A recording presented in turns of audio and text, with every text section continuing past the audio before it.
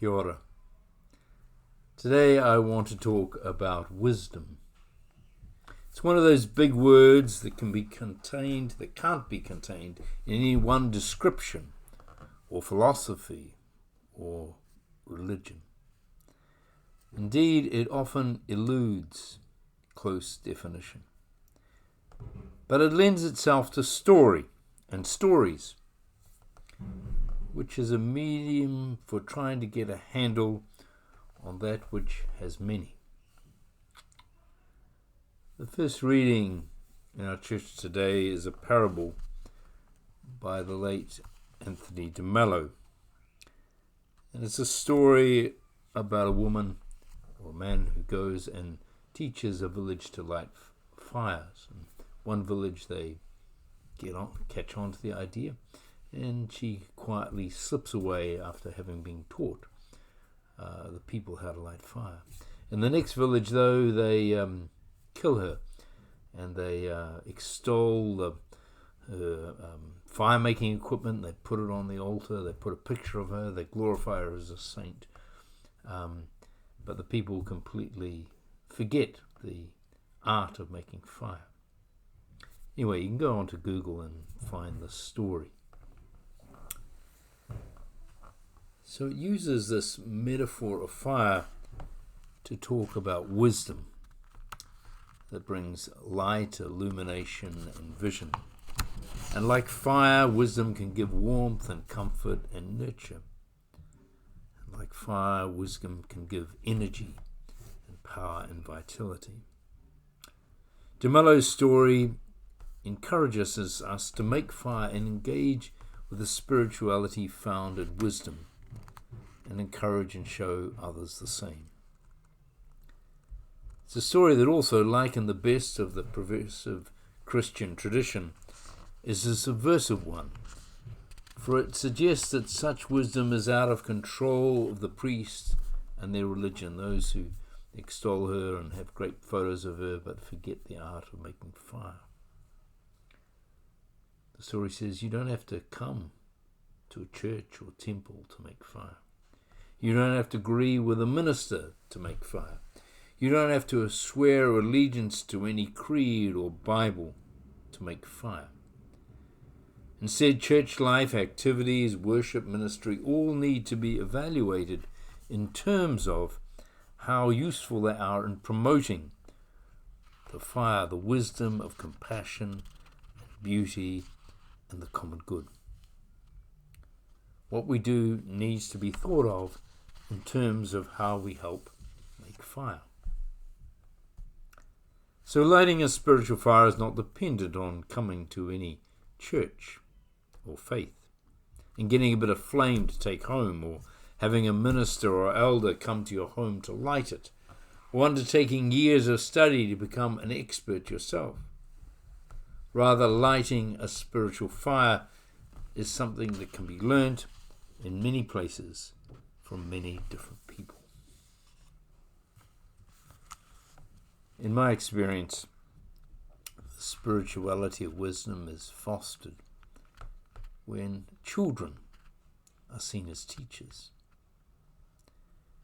where interactions with animals is encouraged, where music and art and people are valued more than profits and buildings and performance,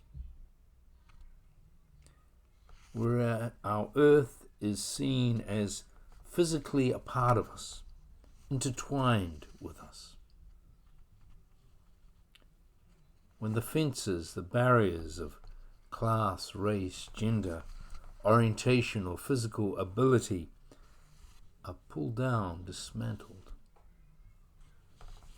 And where kindness, generosity, and hospitality are recognized as the foundation stones of any faith. Making spiritual fire can happen alone or with others, in homes, workplaces, outdoors, or in churches. Anyone can learn to make fire, though humility helps. Children and the marginalized often innately know it. And the rich and powerful often forget it and lose their bearings. At its best, Sunday's church is a fire that encourages the outbreak of lots of little fires of transformative wisdom. There is a collection of books in the Bible called wisdom literature. They are the book of Job, some of the Psalms, the book of Proverbs, the book of Ecclesiastes, the Song of Songs, and maybe a couple of others. These writings show no interest in official religious beliefs and practices, and we would now describe them as secular. They tend to avoid talking too much about God. The Song of Songs never mentions God. And when they do, it's usually in terms of creation and choices, rather than covenants, commandments, and chosen people.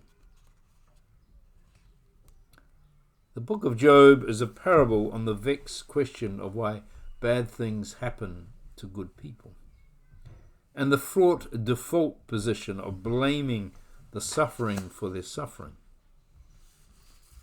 In the story, Job is a good and righteous man who's beset by calamity after calamity.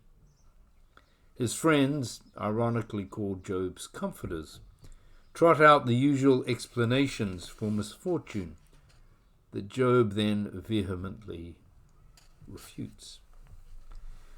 By the end of the book, Job's lot has greatly improved. But the reason, if there is a reason, is never clear.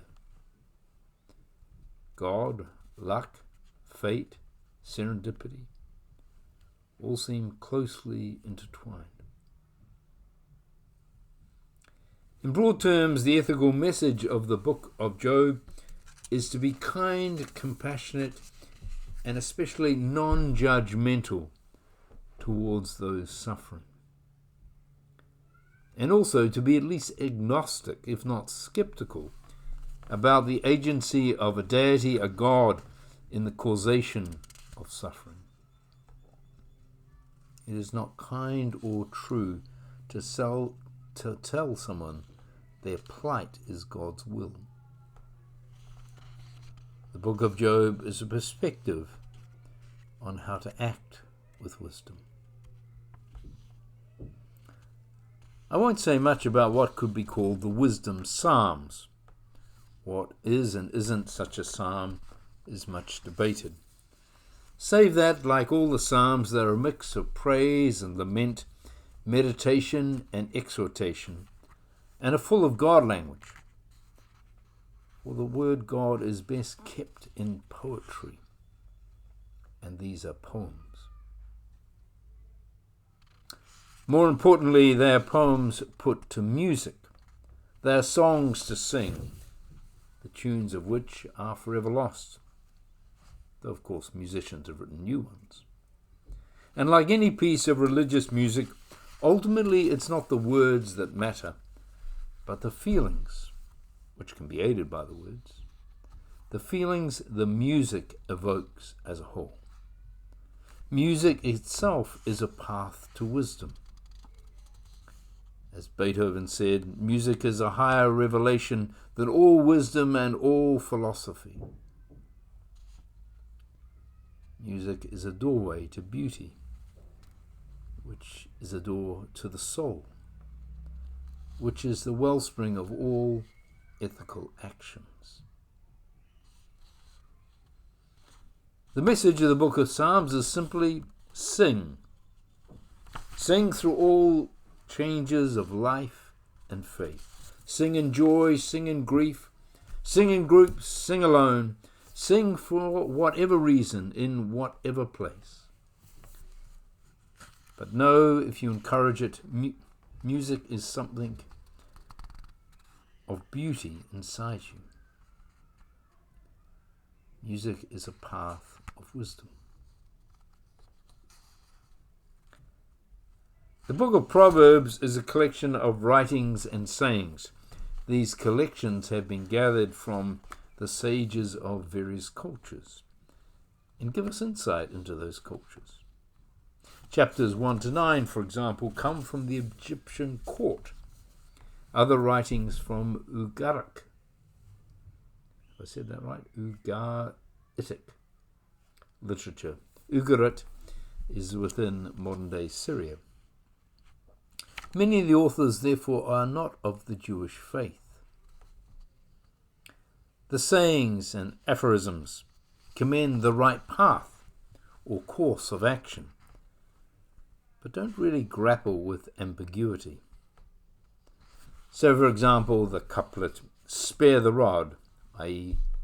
the teachings of the Torah, spare the teachings of the Torah and spoil the child, seems to presume that, like many are fundamentalists today, the Bible is clear and gives clear and unequivocal guidance. Whereas actually the Torah, like the rest of the Bible, gives conflicting and contradictory messages about many things, including child rearing. The Proverbs also reflect the class bias of those at court and responsible for administering a kingdom. As bureaucrats, they like black and white. As privileged, they also like personal responsibility, namely that any action or situation is the result of a personal decision, not the outworking of systems that favour a wealthy or ruling class. In summary, I think the book of Proverbs is best thought of as a pointer to the truth that no one culture, class, or faith has a monopoly on wisdom. Wisdom, like the making of fire, goes where she wills and makes a home among all manner of people where she wills. The book of Ecclesiastes has God distant, unknowable, and thus irrelevant. The reality for the author is that death comes to us all, and the book broods on the futility of seeking to avoid it. It's not, though, a melancholy read. Rather, the book is a search for the meaning of life, and to use de Mello's parable, a search for the fire without falling into the certainties of the priestly type of religion. So, in summary, Ecclesiastes is quite a courageous little book that concludes with an affirmation of life and the wisdom of enjoying life in each moment and in whatever circumstance we find ourselves. Lastly, I come to the Song of Songs. It is absolutely wonderful that this book made it into the Bible and avoided the censorship police. It is about a couple in love. It presents a romantic experience that elaborates unashamedly and unapologetically, that elaborates the physical pleasures of love, set in a context of fidelity and mutuality. This is not the same as elsewhere in the Bible. It's a contentious book in that it affirms female as well as male sexuality.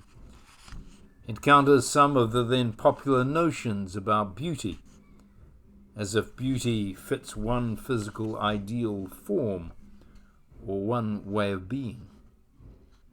It insists on a woman's and a man's right to choose to love whomever their heart desires, irrespective of prevailing cultural norms.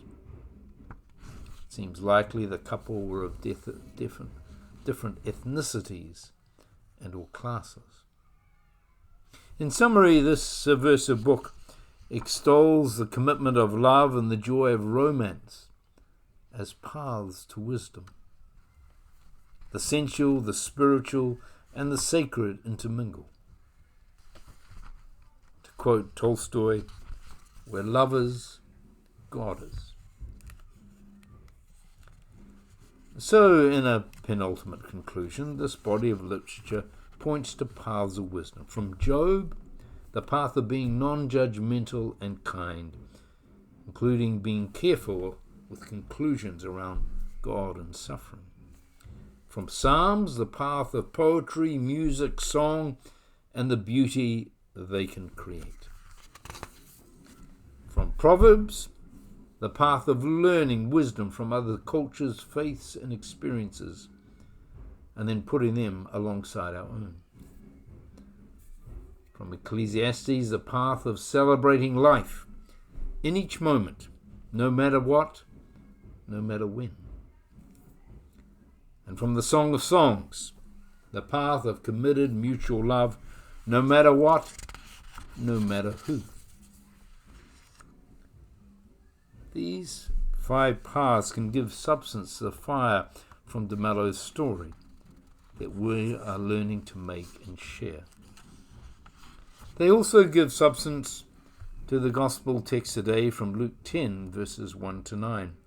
When the story is pulled apart in sources like the 70 coming from the book of Numbers, I would suggest it reveals an organic model of faith, where people from one community or household went and shared food and peace with another. And often there was healing, maybe in the listening to and sharing of lives, in the exchange of remedies, in the breaking down of barriers.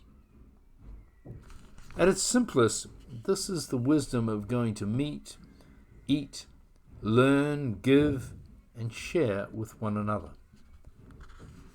And to my mind, this is the sort of fire making that Jesus was doing and encouraged me. Though our context today is different, the challenge to find organic ways to make and share the fire of wisdom is still with us. And I think it will be by doing simple things, like listening, being kind and not judgmental, singing, learning with other cultures and experiences, celebrating in the moment, enjoying and fostering love, however it comes. And in these simple, everyday things, realizing that we're kindling the fire of God and igniting it in our midst. Blessings to you this week.